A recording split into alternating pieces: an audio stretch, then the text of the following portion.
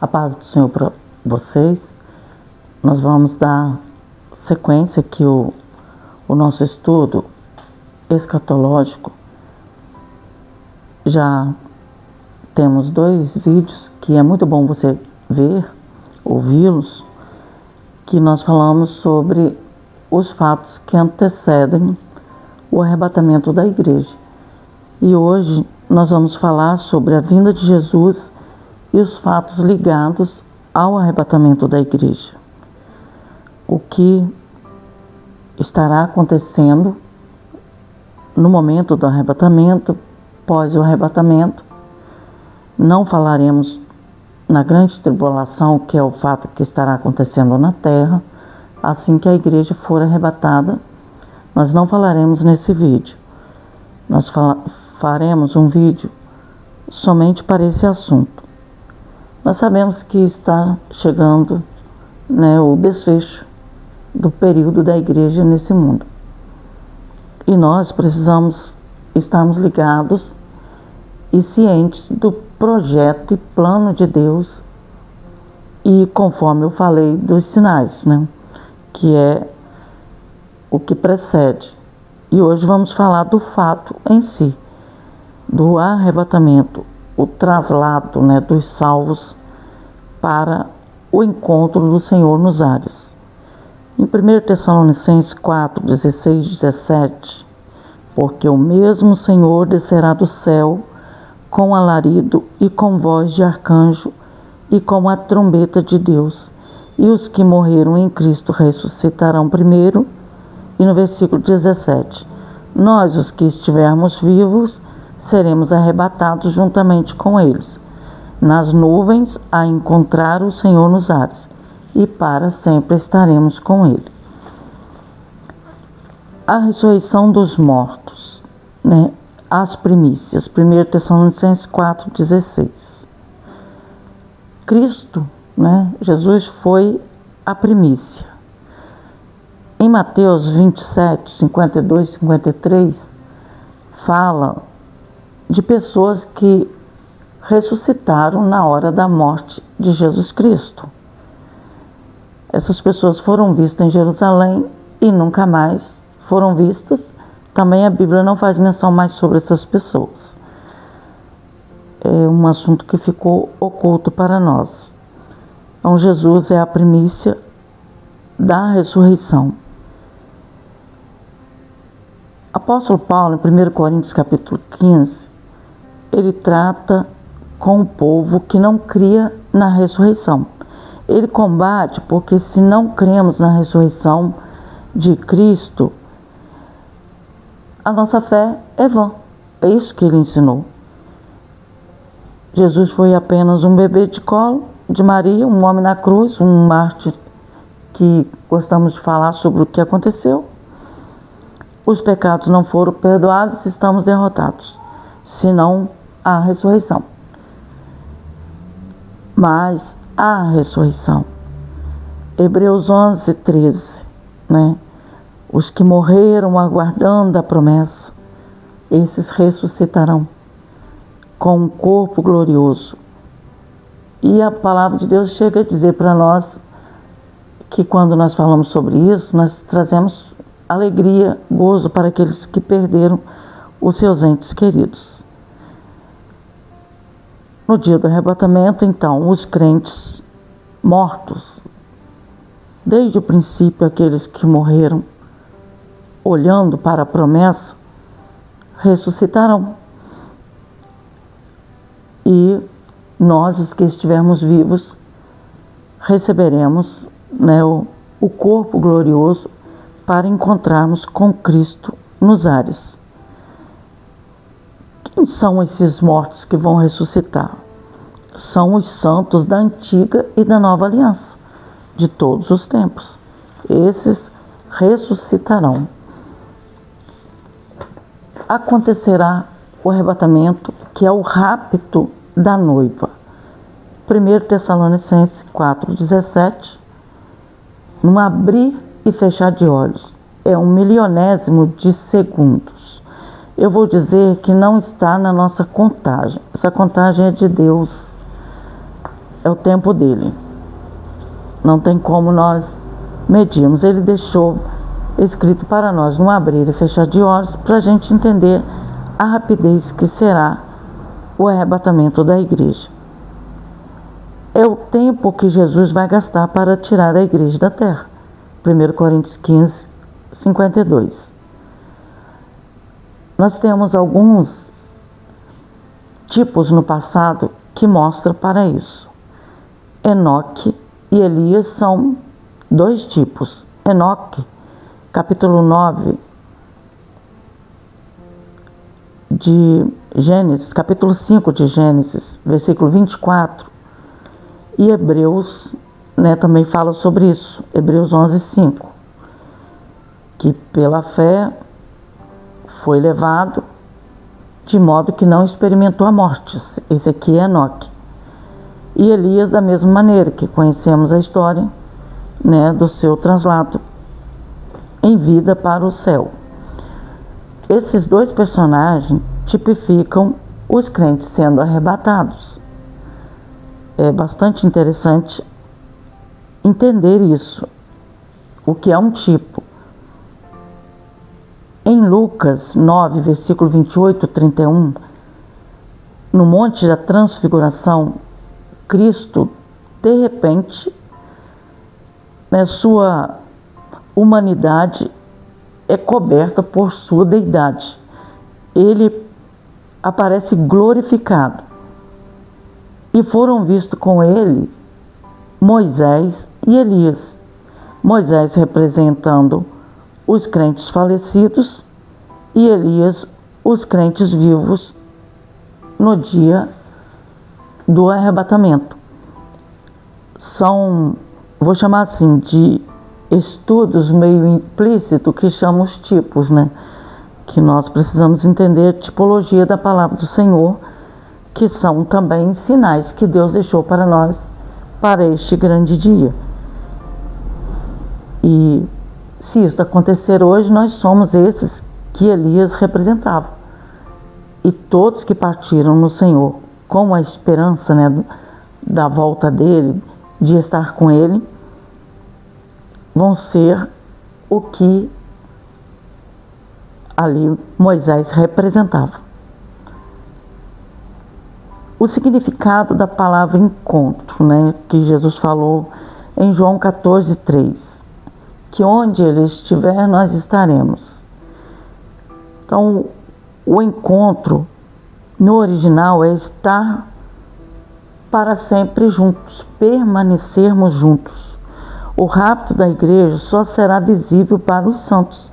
O mundo não verá. 1 João 3,20. Agora somos filhos de Deus. O crente fiel não é compreendido pelo mundo, e nem muito amado do mundo, não. Só os espirituais entendem as coisas espirituais. O homem carnal entende as coisas da carne, do natural. Agora, o homem espiritual entende a vontade de Deus, entende o espiritual e entende essas coisas. E esse chamado para esse ajuntamento do arrebatamento, tanto os mortos se levantando num corpo glorificado, quanto os vivos, recebendo o seu corpo glorificado, só os salvos ouvirão. O mundo não ouvirá nada na hora do arrebatamento da igreja. Todos aqueles que não amaram o que Cristo fez, o seu sacrifício, não ouvirão, só verão a falta que as pessoas vão fazer de toda a igreja, de todo o povo de Deus, que vão sumir num só momento, o qual eu falarei quando eu estiver falando da grande tribulação, o caos que vai ficar na terra. Aí, seguindo, para onde a igreja vai após encontrar com Cristo nos ares? Para onde a igreja vai, então, de primeiro momento? Ao tribunal de Cristo, 2 Coríntios 5:10. O que não terá neste tribunal? Pecado e nem pecador. Ninguém será condenado. É um tribunal que não condena.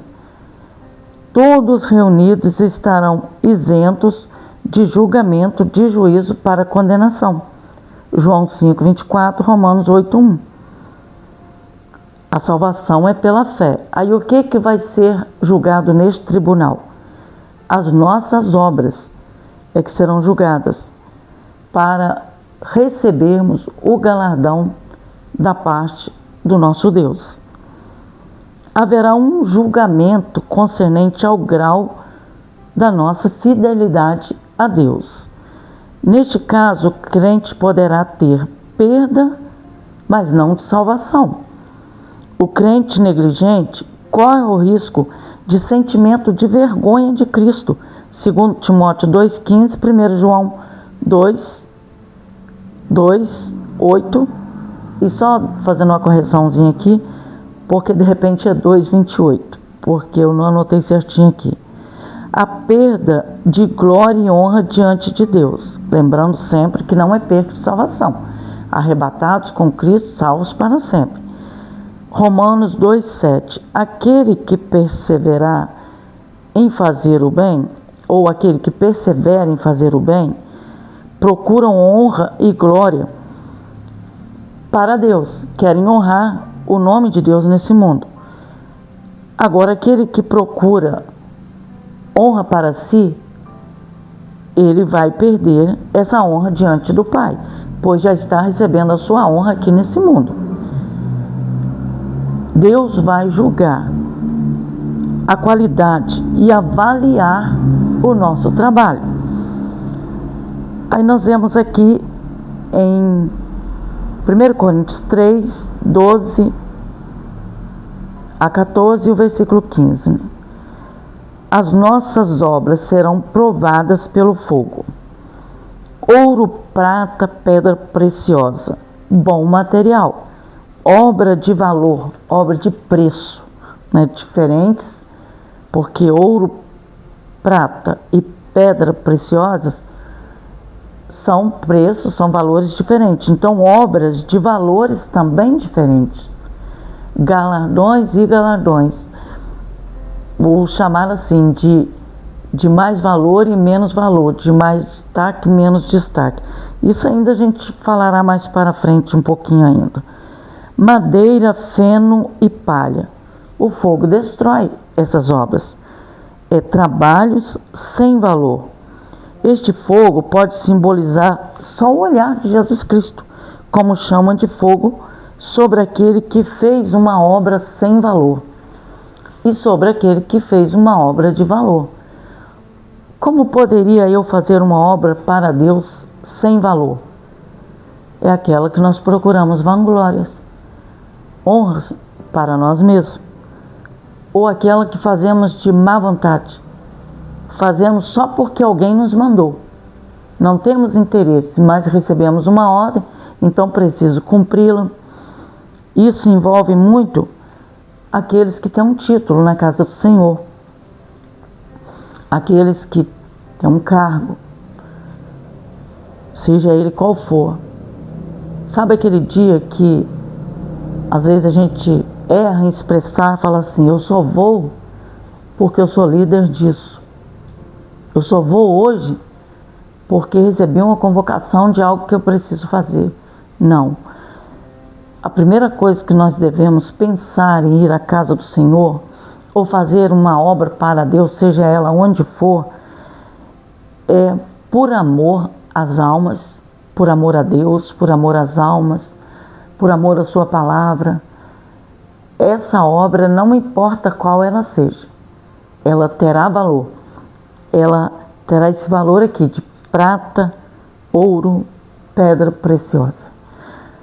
Essa é a explicação da nossa obra de valor ou obra sem valor.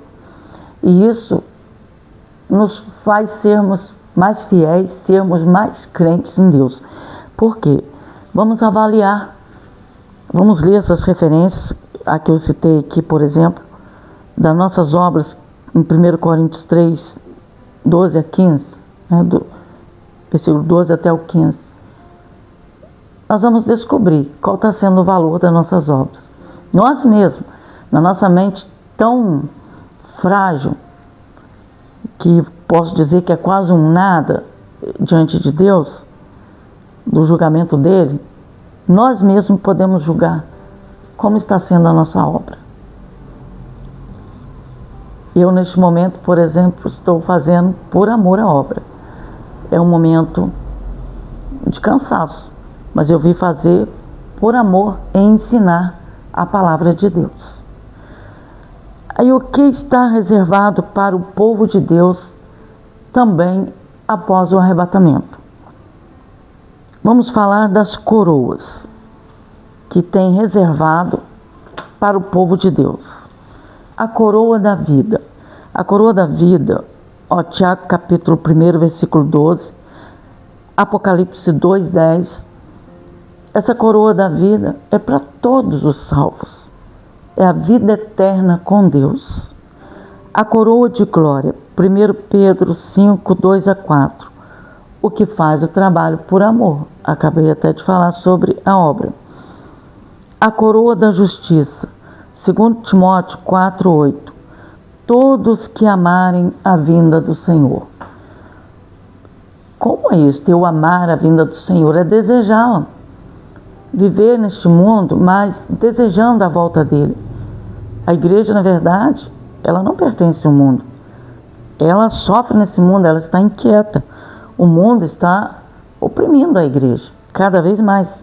A igreja está ficando mais apertada neste mundo. E cada vez mais nós desejamos a volta do Senhor. Então todos aqueles que amam, desejam a volta do Senhor, receberão a coroa da justiça. A coroa incorruptível, 1 Coríntios 9, 25 a 27. É para aquele que luta e de tudo se abstém e subjuga o seu corpo para o Senhor na sua obra. Renunciou a tudo por amor à obra de Deus. Esse vai receber essa coroa incorruptível. Às vezes, nós pensamos que estamos colocando todo o nosso esforço para a causa de Deus nesse mundo, mas não estamos. O que é colocar todo o esforço na obra do Senhor? Não é fazer um jejum de dias ou um dia inteiro. É horas e horas de joelho ou boca no pó. É todo o momento da nossa vida. Do amanhecer ao anoitecer. Todo o tempo. Nós subjugarmos o nosso corpo.